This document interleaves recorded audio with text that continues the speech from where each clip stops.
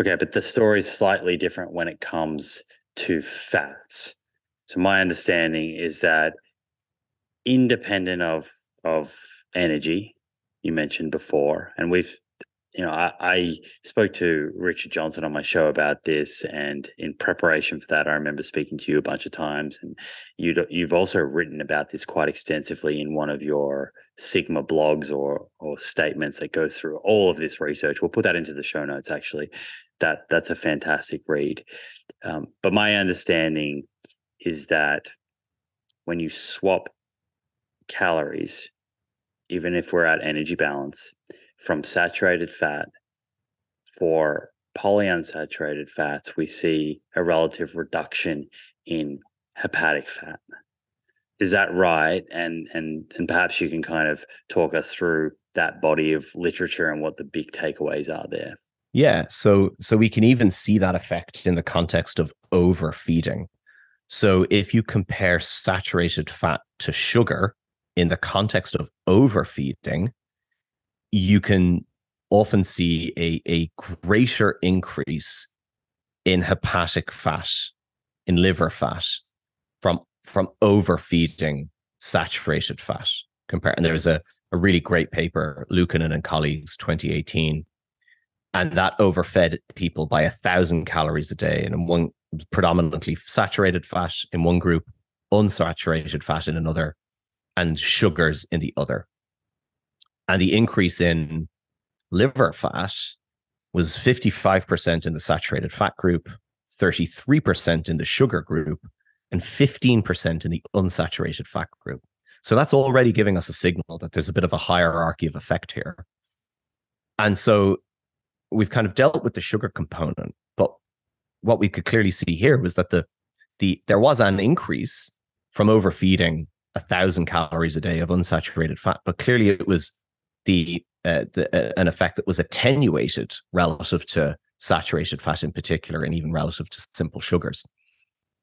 And there's another study that is instructive in this regard, because while the study I've just mentioned didn't necessarily differentiate between sources of unsaturated fat, it was a broad designation of unsaturated fat, mix of poly and monounsaturated fat. There was an intervention by Roskvist and colleagues, looked at a comparison between saturated fat enrichment, specifically kind of palmitate, and omega-6 linoleic acid enrichment. And this was deliberately designed to increase body weight by 3%. It was an overfeeding study. And what was fascinating was, after the 7 weeks of the intervention, both groups had actually gained the same amount of absolute weight. So the intended aim of the intervention was effective in this regard. They gained 1.6 kilograms, but liver fat increased 58% with the saturated fat enriched diet, whereas the increase was only about 5% on the omega-6 polyunsaturated fat diet. And body composition changed overall, not just in relation to liver fat. There was greater lean mass increases with the polyunsaturated linoleic acid enrichment, and the ratio of lean to fat mass increase. Now, that might, of course, beg the question from listeners: why? What potential mechanisms might be at play that relate to these differential effects? They relate, it appears, based on current evidence, to the degree of saturation of the fatty acids in the diet. Saturated fats have a number of potential mechanisms. The first is, in terms of the overall contribution of where fatty acids come from in order to get to the liver, there are a number of pathways when we're talking about dietary intake. But the majority of fatty acids in triglycerides in the liver and in VLDL come from the systemic circulation of non-esterified or free fatty acids. So this is important because one of the identified mechanisms of saturated fat is that it increases lipogenic pathways, the signaling for pathways that relate to lipolysis, the breakdown and release of stored fat into the systemic circulation. saturated fatty acids stimulate lipogenic pathways. The second is that saturated fats, in terms of from dietary intake, the primary vehicle is the transport of triglycerides through chylomicrons. And chylomicron remnants, so these are leftover particles after triglycerides in chylomicrons have been broken down, that arrive at the liver with a delivery of triglycerides. And there are also spillover fatty acids from that. Now, there appears to be a degree of preferential oxidation of polyunsaturated fats compared to saturated fats. So there is, and this has been demonstrated in a number of stable isotope studies as well. So polyunsaturated fats appear to be preferentially oxidized compared to saturated fats, which are less prone to hydrolysis and oxidation. So there's a potentially greater delivery of dietary intake of saturated fatty acids to the liver. And then there's these compounds known as ceramides. So ceramides, when measured in the plasma, these are compounds that are derived from saturated fatty acids that, in fact, increase insulin resistance because they inhibit the transport of glucose into cells. So it's one mechanism by which saturated fatty acids impair insulin sensitivity. But one study looked at really, really interesting study, which looked at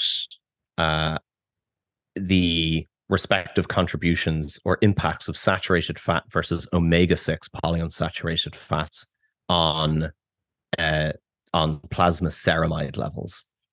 And because these are derived from saturated fatty acids, during polyunsaturated fat enrichment, all of these ceramides decreased across the boards. But when saturated fat was enriched in the diet, total ceramide levels increased and each specific class of ceramide increased. But what was interesting was this was a study that achieved saturated fat overfeeding with enrichment with palmitate, which is a 16-carbon saturated fatty acid. And after adjusting for 16-carbon ceramides, there was no longer any significant association between diet and liver fat. So the kind of effect of that adjustment would indicate to us that the increase in liver fat was directly associated with the increase in 16-carbon derived saturated fatty acid ceramide from the saturated fat overfeeding. So there's a number of these pathways that appear to influence the differential metabolic fates of saturated compared to polyunsaturated fats, such that even in the context of overfeeding, there is a somewhat protective effect of polyunsaturated fat enrichment and preferential effects on body composition versus the deleterious effects of saturated fat overfeeding. And fascinatingly, everything that I've just described there occurs, or the evidence that we currently have demonstrates that this also occurs in the context of relative energy balance. So without an energy surplus, this appears to be the case. And we have evidence from isocaloric studies, eucaloric studies of this effect of saturated fat. Although the direct comparisons with polyunsaturated fat, for the most part, are in the context of overfeeding. But nevertheless, that seems to be that there is a differential effect of fat on the liver relative to the degree of saturation of the fatty acids, such that overall polyunsaturated fats exert a protective effect while saturated fats exert a negative effect. Okay, that was a beautiful summary of a large body of research. This episode is proudly brought to you by Inside Tracker. Track your blood biomarkers, understand your biological age, and receive personalized lifestyle tips backed by evidence to optimize your health. To get started with Inside Tracker today and get 20% off your first purchase, head to insidetracker.com/Simon. That's insidetracker.com/Simon for 20% off. I've got 2 or 3 things that I want to kind of say to that. And I might play devil's advocate a little bit here, because I imagine you said polyunsaturated fats are preferentially oxidized. And I think a number of people will hear that and they see oxidation as a negative thing, and they'll talk about, oxidized LDL. Is the preferential oxidation of polyunsaturated fats anything to fear for any reason? No, we're talking about, kind of beta oxidation. We're talking about the utilization of fatty acids. We're not talking about oxidative stress, so to speak. And so, yeah, I understand that's a really important clarification, because unfortunately that term has kind of been hijacked somewhat, particularly in the kind of ongoing attempts to portray polyunsaturated fats and linoleic acid as kind of uniquely, deleterious for human health. No, we're talking here about the actual utilization of these fatty acids in a positive sense. And so a really good example of this is the fact that if you look at, and you compare polyunsaturated fats to saturated fats, you'll typically see lower levels of triglyceride with polyunsaturated fats. And that relates to the fact that it's primarily lower levels of chylomicron and VLDL triglycerides, because there is this preferential expression of lipoprotein lipase, the enzyme that's responsible for breaking down the triglyceride that's stored in these lipoproteins and these chylomicrons, liberating them as free fatty acids, and then tissues like skeletal muscle utilizing those free fatty acids in the production of energy.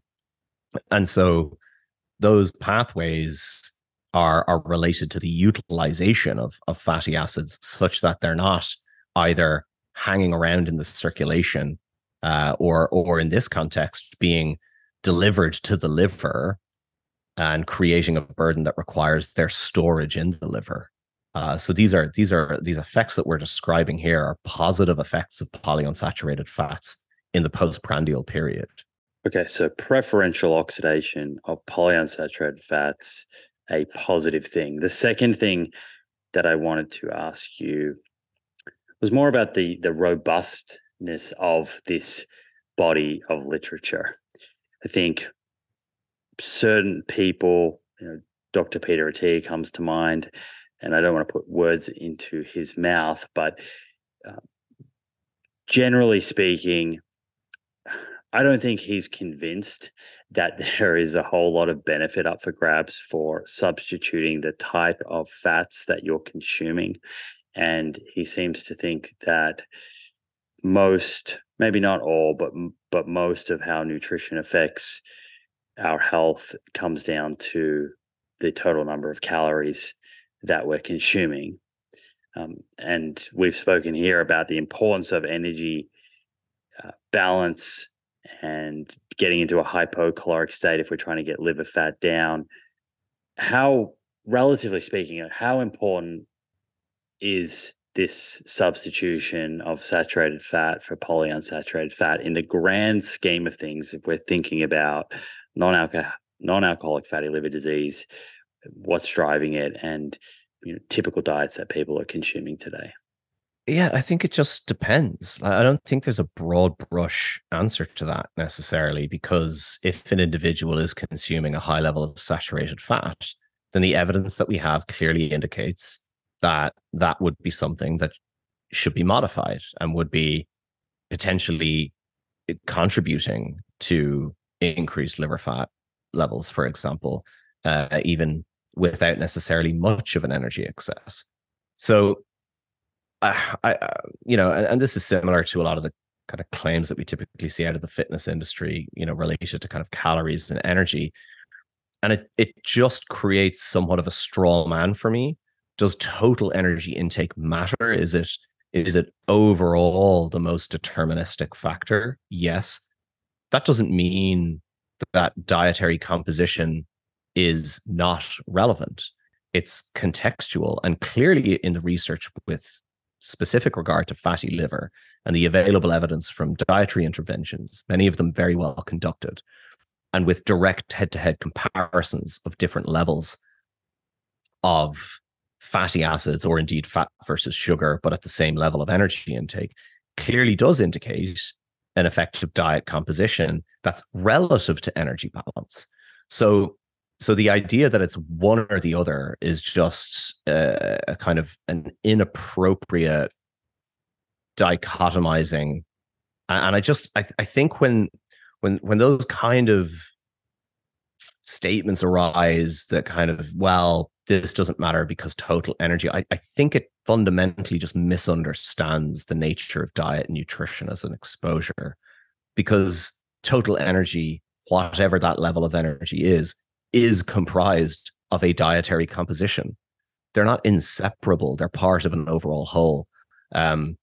So, of course, the given importance is going to depend on the specific context of an individual that we're talking about, across a range of factors: their metabolic health, their dietary composition on average, etc., baseline, and all of these things. So yeah, I don't think they're necessarily indivisible. You're dividing one factor by the sum of its parts, essentially.